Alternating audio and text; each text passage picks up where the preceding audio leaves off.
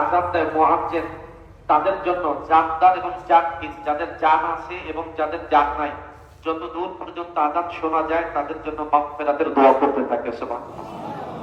সুতরাং সেই মানুষটা চলে গিয়েছে যিনি আমাদেরকে মনের মাধুরী মিলিয়ে সুরের মাধ্যমে তিনি আযান দিতেন, তার জন্য দোয়া করতো গাছপালা পশু পাখি। আমরাও তার জন্য দোয়া করব, আল্লাহ তাআলা যেন তাকে মাফ করে দেন। জান্নাতের মধ্যে শ্রেষ্ঠ জান্নাত জান্নাতুল ফেরদাউস, আল্লাহ তাআলা যেন তাকে জান্নাতুল ফেরদাউস নসিব করে। সকল বলুন আল্লাহুম্মা আমিন।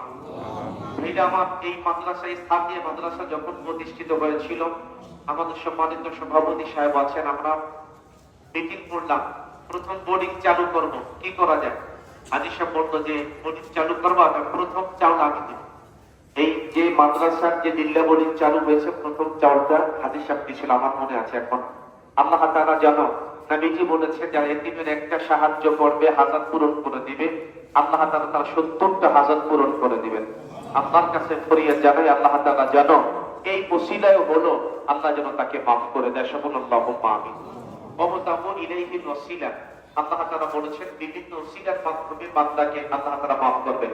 সুতরাং আপনি চলে গেছেন, নসিহত গ্রহণ করুন, ওনার মাধ্যম মতো যেন আমাদের এরকম থাকে, মানে জান্নাতে যাওয়ার জন্য ওসিলা থাকে।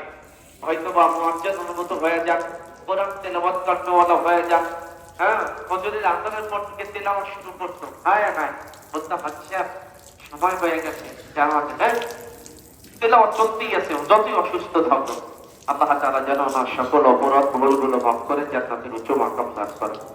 আমি এই পর্যায়ে কিছু বলার জন্য বলছি, তার মেজর সাহেবজাদা আমাদের ইন্তেকাল করিয়াছেন জোহর নামাজের পরে, অর্থাৎ জোহর নামাজ নিজেই আদায় করেছেন।